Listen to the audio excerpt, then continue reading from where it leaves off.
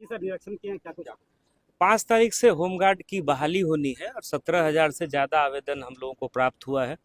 296 vacancy है और ये 22 तारीख तक चलेगा। इसमें बिल्कुल जो नवीन तकनीक है उसके माध्यम से दौड़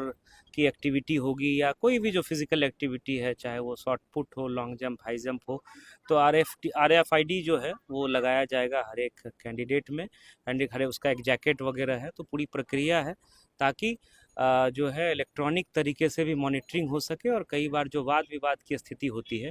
कि उस समय से उन्होंने दौर पूरा कर लिया था, अभ्यर्थी का यह दावा होता है, और जो वहाँ पर लगे हुए वीक्षक होते हैं या पदाधिकारी होते हैं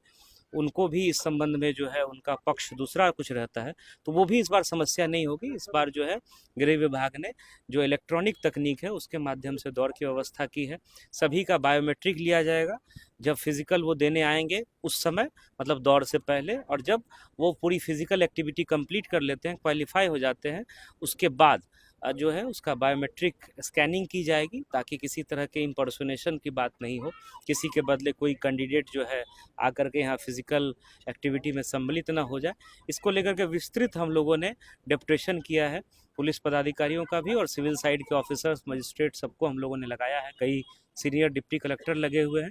और इसको बहुत बढ़िया से हम लोग संपन्न कराएंगे और जो भी इसका रिजल्ट होगा उसको हम लोग समेकित रूप से अंतिम रूप से प्रकाशित करेंगे। और लोगों को लगभग 300 पुरुष और महिलाओं को कुल मिलाकर के 296 वैकेंसी है, हम लोग सबको फिर निश्चित समय सीमा जो गृह विभाग की है उसमें नियुक्ति पत्र भी वितरण करेंगे। ठीक है। पदाधिकारियों के लिए क्या कुछ रिपोर्टिंग टाइम?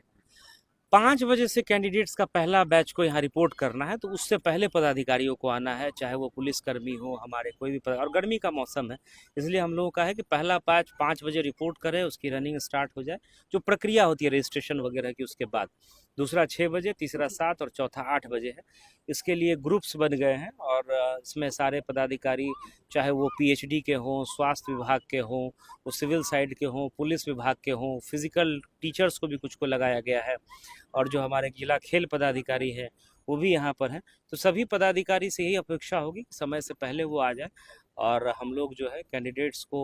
जो विभाग की गाइडलाइन है उसके अनुरूप हम लोग उनको फिजिकल टेस्ट में सम्मिलित कराएं और उसमें जो भी उत्तीर्ण हो उसके बाद जो मेडिकल वगैरह की प्रक्रिया होती है उसको भी हम लोग ससमय संपन्न करा लें। तो इस दिशा में आज हम लोगों का विजिट है और उसको हम लोग बहुत अच्छे से समय सीमा दौड़ के दौरान